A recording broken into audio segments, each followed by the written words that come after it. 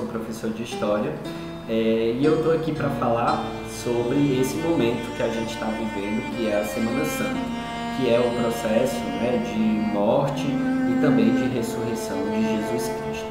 A nossa análise aqui hoje ela vai partir de um ponto de vista histórico, portanto, a minha intenção aqui é justamente compreender um pouco o ambiente, o contexto histórico que Jesus estava inserido e tentar, a partir de um ponto de vista da análise da sociedade da época, entender o significado da morte de Jesus.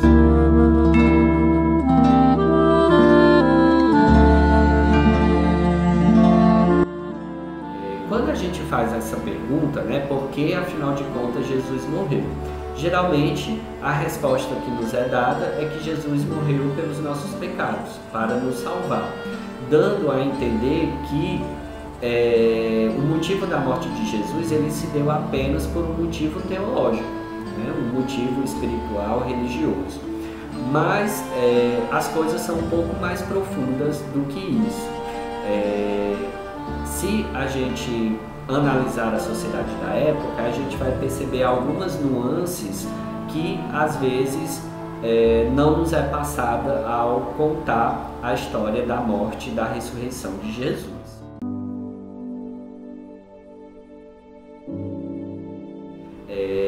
A partir da análise dos evangelhos e também dos documentos históricos que nos apresentam a situação ali de onde Jesus estava, daquela região, a gente pode perceber que Jesus ele foi assassinado porque ele contrariava os interesses de uma casta sacerdotal, da igreja que estava no poder.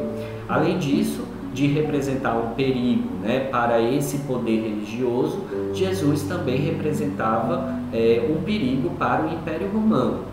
Então Jesus pode ser considerado um revolucionário, porque ele enfrentou o poder instituído.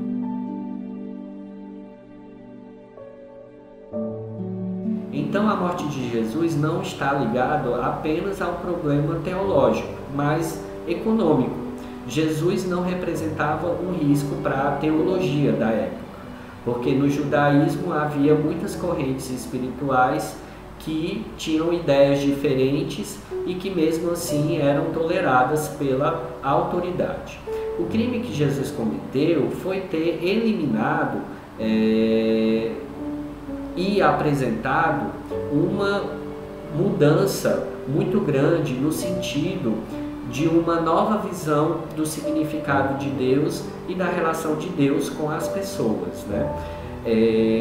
Naquele momento, Jerusalém, o Templo de Jerusalém, era a instituição mais forte em todo o Oriente Médio. E essa instituição ela era sustentada pelos impostos, pelas ofertas e, acima de tudo, pelos rituais que as pessoas praticavam e davam para obter o perdão de Deus. Então, o comércio de animais, de peles, ofertas em dinheiro, frutos, tudo isso era dado para a instituição, para a honra de Deus, em troca do perdão dos pecados.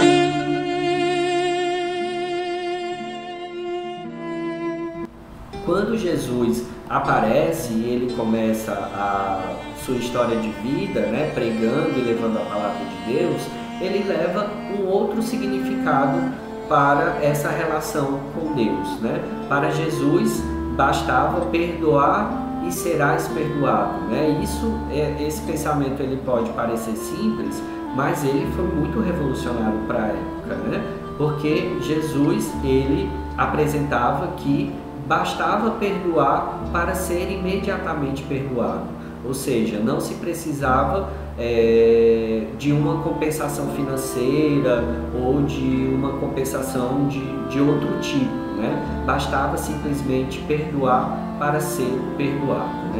Então, os sumos sacerdotes, os escribas, os fariseus, eles ficaram muito inquietos com essa postura de Jesus e ao ver que ela estava ganhando cada vez mais adeptos.